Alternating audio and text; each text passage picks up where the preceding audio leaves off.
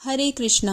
5 अगस्त को आ रही है एक बहुत ही महत्वपूर्ण एकादशी और इसका नाम है श्रावण मास की पुत्रदा एकादशी, जिसे पवित्रोपना एकादशी के नाम से भी जाना जाता है। यह वही एकादशी है जो संतान प्राप्ति के लिए अत्यंत महत्वपूर्ण बताई गई है। हर साल सावन मास में आने वाली यह एकादशी लक्ष्मी नारायण जी की पूजा और पुत्र रत्न की प्राप्ति के लिए बेहद शुभ मानी जाती है। इस दिन व्रत करने वाले दंपति को न केवल संतान का सुख मिलता है, बल्कि संतान का जीवन भी सुखमय और सफल होता है। तो आइए जानते हैं 2025 में पुत्रदा एकादशी कब है, व्रत कैसे रखा जाए, क्या है शुभ मुहूर्त, भगवान विष्णु को कैसे प्रसन्न करें और पारण कब और किस समय कैसे करें। पुत्रदा एकादशी 2025 की तिथि और शुभ मुहूर्त है 4 अगस्त 2025 सोमवार को सुबह 11:41 से 5 अगस्त मंगलवार को दोपहर 1:12 तक। इसलिए एकादशी का व्रत 5 अगस्त 2025 को रखा जाएगा, क्योंकि उदया तिथि उसी दिन है। अब बात करते हैं व्रत कैसे रखें, क्या है इसकी सरल विधि। इस दिन सुबह जल्दी उठकर स्नान करें और स्वच्छ वस्त्र पहने। घर के मंदिर में या किसी विष्णु मंदिर में जाकर भगवान श्री हरि विष्णु और माता लक्ष्मी की पूजा करें। अगर आपके पास शालीग्राम शिला है तो उनका अभिषेक करें। पूजन में तुलसी, पंचामृत, धूप, दीप और फल अर्पित करें। दिन भर व्रत रखें।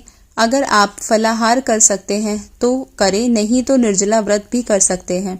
दिन भर भगवान विष्णु के मंत्रों का जाप करें। ओम नमो भगवते वासुदेवाय मंत्र का 108 बार जाप जरूर करें।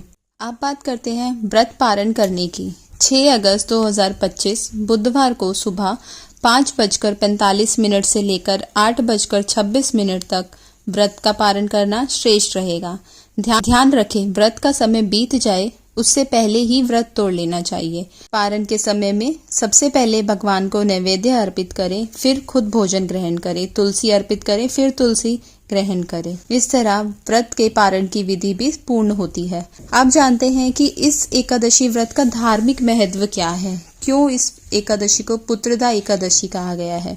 तो दोस्तों, पुत्रदा एकादशी का अर्थ ही है संतान देने वाली एकादशी। मान्यता है कि इस व्रत को विधि पूर्वक करने से संतान प्राप्ति होती है।